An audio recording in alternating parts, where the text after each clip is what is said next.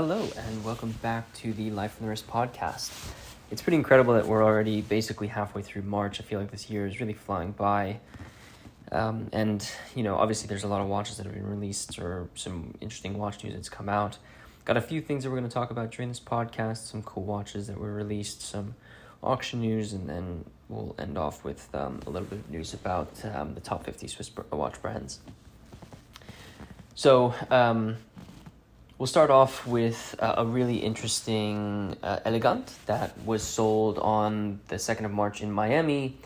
It was a piece from Journe, who donated this Elegante to support the research against breast cancer that also affects men. And it is essentially a one-of-a-kind 48 millimeter Elegante with a white luminous dial and has a unique numeral 1 rendered in pink, and has a light pink rubber strap.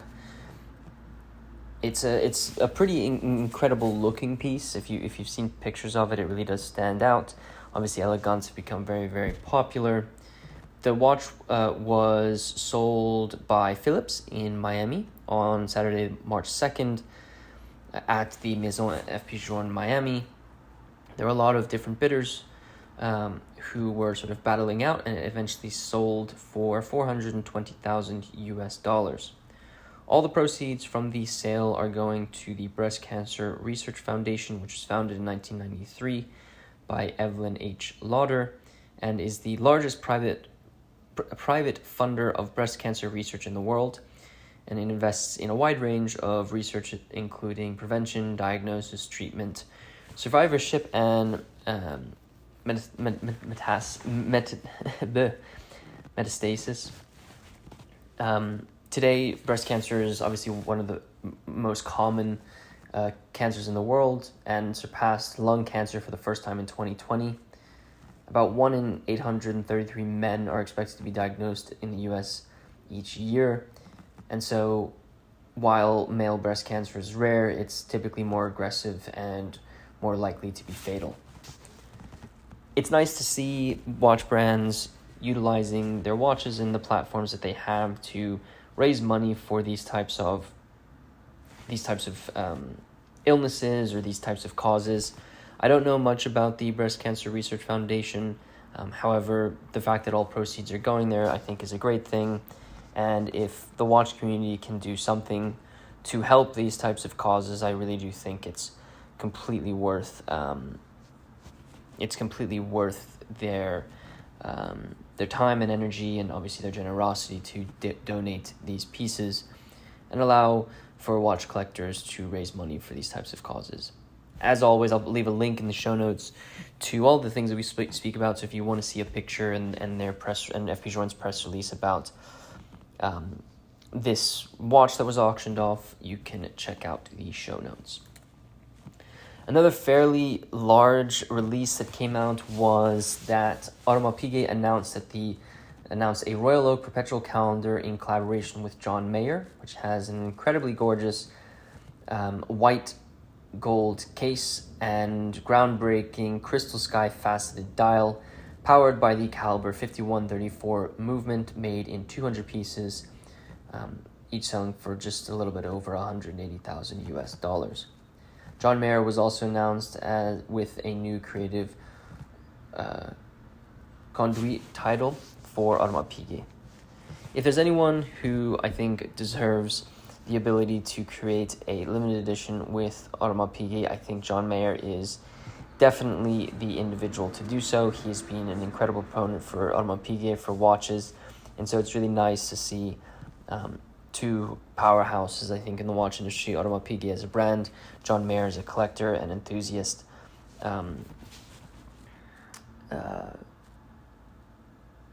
It's great that this kind of came out. The fact that he also is now this sort of creative conduit, it's a new role, but kind of acts as the bridge, or the way he describes it is it's a new role as acting as a bridge between collectors and the brand, someone who has his foot in both worlds, maintaining his status as a client while having close connections inside the company. It allows him to tell the story of watches he's passionate about to the collector community while returning their feedback to the brand as someone who is still a client himself. The way that they created this dial, it is actually really impressive and beautiful to look at. Obviously, Audemars Piguet Royal Oaks have become somewhat of the largest and most popular watches to own and wear and to enjoy. At least in the last maybe 3-4 years, it's become really the staple. It's a nice piece. The blue dial I really do love, and I love how these sub dials are a little bit brighter than the dial itself. So I think they stand out really nicely. I think it's a great watch, and one that I'm sure 200 people, whoever gets allocated them, will enjoy a lot. It'll be interesting to see what other watches maybe John Mayer collaborates with Audemars Piguet on. It'd be nice to see maybe something from the Code 1159 as one of the pieces that they do together, or he informs the brand to release something interesting. So the brand isn't just all Royal Oak. I will admit, I think I've got a little bit of Royal Oak fatigue. I think it's definitely become the watch that you see so frequently, and they still remain as one of the most important watches, one of the best looking watches, but sometimes you really just want to see something else. That was my initial impression, but that doesn't really take away from the fact that this is an incredible piece. I stand by that statement for sure. And if you are in the fortunate position where you could maybe speak to Audemars Piguet to get your hands on this, I think it'd be worth it. There's only 200 of them. Really cool first time that they're doing this type of dial. So there's a lot of really good sort of the makings of a really good watch. If you're looking maybe longer term, it's got a lot of those characteristics that one would be looking for. Another watch that was released, a very significant piece, is the white dial edition of the Speedmaster Moonwatch. Back in November, Omega had their Planet Omega exhibition in New York. At that time, Daniel Craig was actually spotted at the event wearing a white dial Speedmaster. Obviously, everyone was trying to identify what this white Speedy was, and if it was going to be released into production and be produced for everyone to purchase. And this last week we got the news that they are releasing they released the Speedmaster with a white dial Speedmaster written in red. Obviously the black dial, the Speedmaster actually has a white lacquer dial, which is pretty impressive. You then can it's a stainless steel cased piece, and you can get it with a stainless steel bracelet, black leather strap, or a black rubber strap. Of course, it's running on the caliber 3861 manual wind movement, coaxial master chronometer caliber 3861 with 50 hours of power reserve. Those obviously come with hours, minutes, small seconds, chronograph, and a tachymeter bezel. I think this is quite an interesting release. I think obviously there are a lot of collectors who would want to purchase this piece and have that white dial Speedmaster on their wrist. Because it came out, I was fully expecting this watch to be released in white gold first. That's often how things happen, but this was actually released in stainless steel, and I think that actually allows more people to enjoy this piece. So kudos to Omega for doing that. It's just over $8,000 US, which I think prices it quite nicely. And of course, Omega enthusiasts are going to definitely love this piece and want to add it to their collection. So nice that we kind of came full circle and we were able to identify what Daniel Craig was wearing. It was an interesting little teaser. I'm sure. I think as an ambassador, brand ambassador for Omega, I don't think Omega would have let him wear that piece to the exhibition without permission, because it hadn't been released. I'm assuming. So I think it was strategic on Omega's part to maybe, build up some of the interest and hype over this piece. And of course, now that it has been released, I think everyone will have the opportunity to enjoy the piece. The last thing I want to talk about was the Morgan Stanley and Lux Consult report that they published on the Swiss watch industry's top 50 companies for 2023. The list had essentially sales figures for the biggest brands or Swiss watch brands, and what we really saw was the big four luxury watch brands Rolex, Patek Philippe, Audemars Piguet, and Richard Mille strengthened, gaining 203 basis points and securing an impressive combined 43.9% market share. It's really incredible that four brands can take up that much market share from the watch market. However, there were some strong performances around with all the other brands.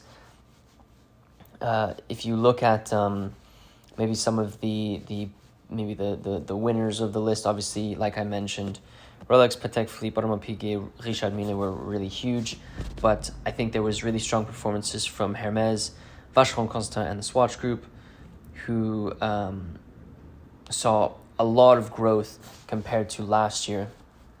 There were some brands that were a little bit softer, Breitling being one of them, Omega, Tag Heuer, and Tudor being some of those. Longines was also a little bit weaker than last year, as well as IWC. It's pretty incredible when you actually dig into the numbers and you look at the charts that they've published.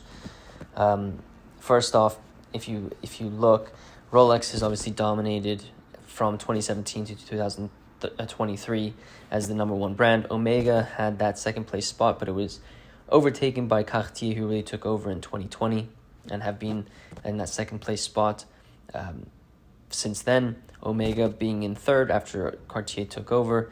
And then Patek Philippe and Audemars Piguet have really kind of been battling it out the last 3 years for that fourth place spot. So quite an interesting sort of development for the brand. What I was really excited to see is that Longines, while they were back in 2017 to 2019, they were kind of in that fourth place spot. They still maintained pretty good results. And I think as a brand, they really do stand out as an incredible value proposition and a brand with incredible heritage. So after Richard Mille then was Longines, Vacheron Constantin, Breitling, Tissot, IWC, Hublot, Swatch, JLC, Tag Heuer, Hermès, Tudor, Panerai, Bulgari, and then Chopard. That's just kind of like the top I think 10 list or 20 lists. If you really dig into the numbers, it's pretty incredible, and I'll just take Rolex as an example. Turnover was $10 billion with 1.2 million units sold. I mean, that's just insane, like, to think about. But it really, I think, puts into perspective the amount of watches that Rolex is buying. Second place was Cartier, who sold basically half the amount of watches than Rolex, and their turnover was $3 billion, which is pretty insane to think about, that the second place brand sold half the watches of Rolex and were a third of their revenues.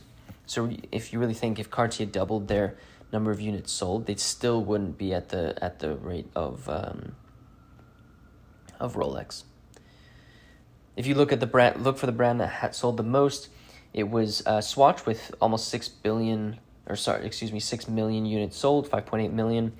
Then it was Tissot with 3.1 million, then Longines with 1.6 million, and then Rolex with 1.24 million. So kind of an interesting mix up there. I think what's really nice to see is if you look at maybe some of the brands that didn't sell as many units, because I think what you're really realizing is the amount of units you sell and the turnover for the years, they're not going to be, it's not like you'll be at the top of each of those, and that's how you get to places. If you look at, for example, Richard Mille, who's number 6 on the list, they sold 5,600 units for 1.5 million. So there's a lot of strategies that these brands can obviously take to sell and have a large portion of market share.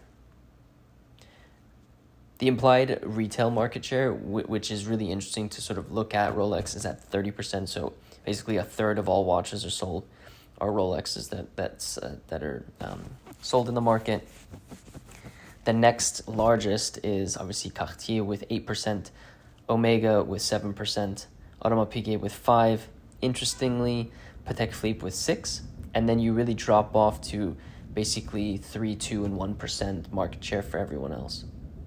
So, kind of an interesting makeup, I think. One of the things that I found very interesting is if you compare Audemars Piguet, Patek Philippe, and Vacheron Constantin. If you look at the units sold for Audemars Piguet, it's 51,000, Patek Philippe 70,000, and Vacheron Constantin 35,000. If you look at their turnover, you're looking at Audemars Piguet with 2.35 billion, Patek Philippe with 2.05 billion, and then Vacheron Constantin with about 1. If you look at the market shares, you got Audemars Piguet with 5%, Patek Philippe with 6%, and Vacheron Constantin with 3%. So it's really interesting to see sort of the differences between what we would call the Holy Trinity and how that sort of shaped the market of these three brands. As you know, I'm a huge fan of all three of the brands, but Vacheron Constantin is obviously one of my favorites by far. It's a brand that I fell in love with really, really early in my sort of watch collecting journey, and so I've always been a fan of them and the pieces that they come out with.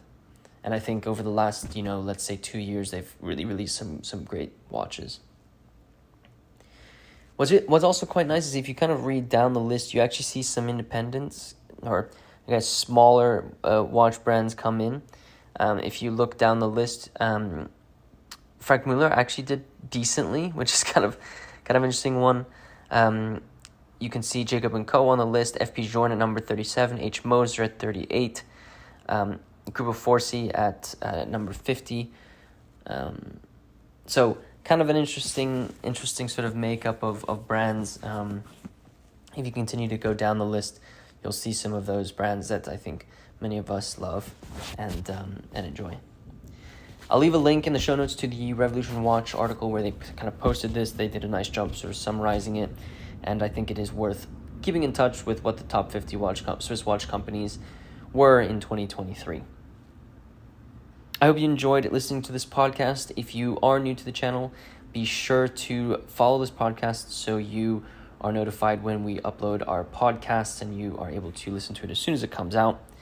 Let me know in if you want to talk to us about any of the topics that we've discussed on our podcast. We're always available on our social media accounts, so be sure to hit us up there. So after you follow, be sure to share this podcast with a friend who might be interested in watches, and if you wouldn't mind rating this podcast, it really does help me out. With that said, guys, thank you so much for listening to this podcast, and until next time.